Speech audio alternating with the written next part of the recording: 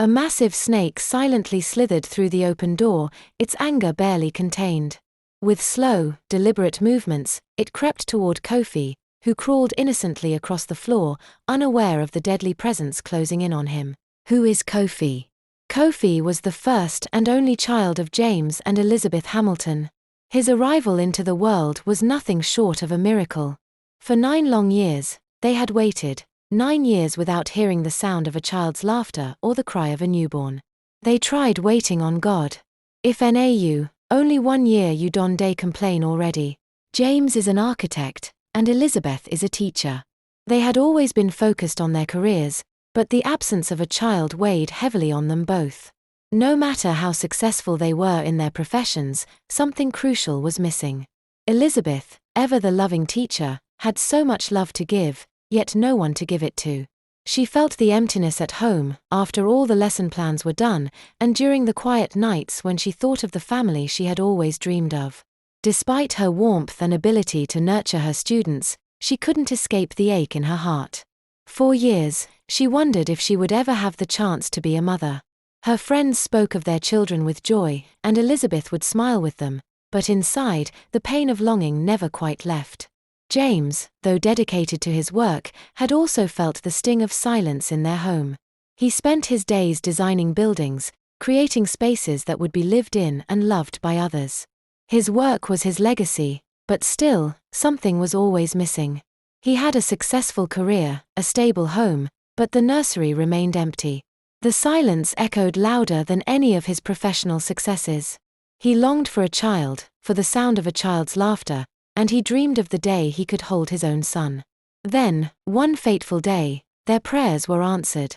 Kofi's arrival was a miracle, and when he let out his first cry, it felt like the heavens themselves had decided it was time to bless this family. His voice was soft, like the whisper of an angel, quiet and gentle. Even as he lay cradled in his mother's arms, there was a peace about him, a calmness that seemed beyond his years. The moment Kofi's voice filled the hospital room, it was as if the world outside ceased to exist.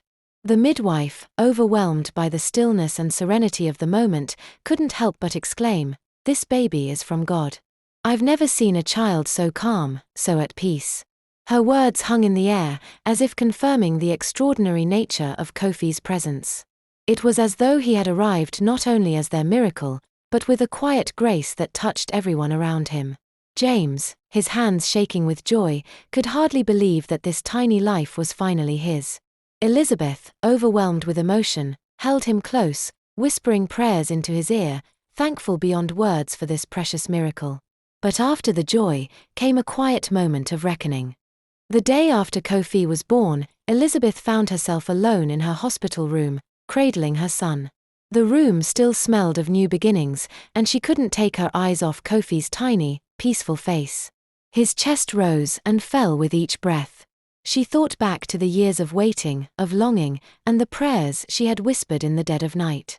Now, with her son in her arms, all of that felt like a distant memory, and yet, there was something else lingering in her heart. It was then that the doctor, the same man who had guided her through her pregnancy, came to speak with her husband. His expression was serious, his eyes kind but filled with concern. "Mr. Hamilton," he began softly, "we've run some tests, and there's something we need to discuss." His words carried weight, making Hamilton's heart race with uncertainty. "Are my wife and baby all right?" James asked, his voice thick with concern as he looked at the doctor. The doctor paused, his expression serious. "Please, come to my office first," he replied, his tone heavy with something unsaid. The doctor continued gently, "The complications your wife experienced during your pregnancy have taken a toll on her body. It's unlikely she'll be able to carry another child. Her chances are extremely slim." The doctor's words hit him like a sudden storm, a heavy weight pressing on his chest. He wanted to break down, to cry, but he held it in, the lump in his throat too strong to swallow. The doctor, seeing his struggle, placed a comforting hand on his shoulder. With a deep breath, James walked briskly to the labor room where Elizabeth and Kofi lay. His eyes fell on his son, still peacefully asleep, oblivious to the world around him. Kofi, his miracle, was everything James had prayed for. And yet, as he gazed at his son, a part of him mourned the family he had dreamed of, a larger family that now seemed out of reach. When he walked into the room, Elizabeth's eyes met his, full of concern. "Is everything okay, my love? Why do you look so troubled?" James forced a smile, his face tight. "It's nothing, darling. Just thinking about our boy." But the words the doctor had spoken still echoed in his mind. He looked down at Kofi, still sleeping so soundly in his mother's arms. Softly, he whispered to himself, "One responsible son is more than enough, more than 3 reckless sons." Elizabeth's gaze softened as she watched her husband, sensing something deeper beneath his words. The doctor had said Kofi was a blessing, and in that moment, she felt a quiet peace settle over her heart. Kofi was her miracle, the child she had waited for, and no matter what the future held, he was hers. That was all that mattered. For a long moment, Elizabeth remained silent, still mulling over the shift in her husband's mood. But slowly, she began to understand. With Kofi in her arms, she had everything she had ever dreamed of. And for now, that was enough. As she held him close, she whispered softly, "You are my world, Kofi. You are everything I've ever dreamed of."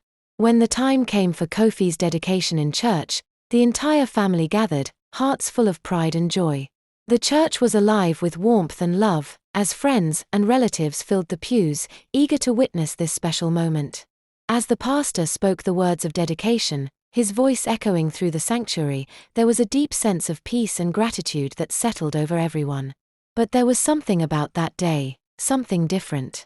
It wasn't just the joy of Kofi's arrival, or the happiness that filled the room. As the pastor lifted Kofi into the air, holding him before the congregation, he felt something special about him. He said, "This child is blessed." Everyone was happy, especially Elizabeth. The joy of having a child after years of childlessness. Later, as they left the church, Elizabeth and her husband were happy. To them, Kofi was a gift, a precious and unique gift, whose presence in her life was nothing short of a testimony to the power of faith, love, and the divine. Apart from Elizabeth being a teacher, she had always struggled with her addiction. It wasn't something she liked to admit, but it was a part of her reality that she couldn't escape. In the quiet moments of her life, when the world felt too loud or too painful, she turned to the drugs to numb the noise. They provided a temporary relief, a fleeting escape from the weight of her worries. But it also had its consequences. It made her slow, made her distant, and often, it left her feeling numb and lethargic. After a hit, she'd drift in and out of consciousness, her mind hazy, her body heavy. She would fall asleep at the most inconvenient times, like after meals, unable to keep her eyes open for long. There were countless times when Mr. Hamilton would come home, only to find Elizabeth in the same state, disoriented, exhausted, lost in the haze of her addiction. It broke his heart each time, the woman he loved slipping further away, swallowed by the very thing that was taking her from him. Despite the pain it caused him, he never gave up on her. He loved her too much. In those moments, he would sit beside her, holding her hand, his voice gentle but firm. "Elizabeth," he would say, his words laced with both concern and hope, "I know this isn't you. You need to turn your life around, for you, for us, and for our children to come." One evening, after another long, exhausting day, Elizabeth took a dose to quiet the noise in her mind, to ease the pressure of the day. The drug pulled her into a deep, unsteady sleep in the kitchen. She curled up on the couch, her body heavy, and soon, the world around her began to fade. Her eyes fluttered shut, and the house became eerily still, as if nothing could touch her in that moment. Kofi, still a curious baby, had just started to explore his world. He was growing more independent, his little hands and knees pushing him forward as he moved around, fascinated by everything. He crawled away from the room, unaware of the danger. The door that Elizabeth had carelessly left slightly ajar caught his attention, and with the innocent determination of a child, he nudged it open. Outside, the night was cold and silent, the only sound was the soft rustle of leaves in the wind. Drawn to the warmth of the house, a snake slowly slithered through the doorway, entering the house unnoticed. Kofi, still so innocent and unaware of the danger, crawled closer to the slithering creature. He wasn't afraid, how could he be? To him, the snake was just another part of the world he was discovering, something new to observe with wide, curious eyes. He smiled, fascinated by the way the snake moved, its long body twisting across the floor.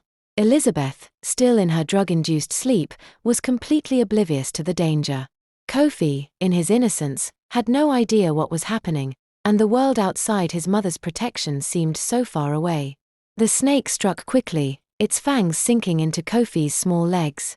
His cry cut through the stillness, sharp and filled with pain.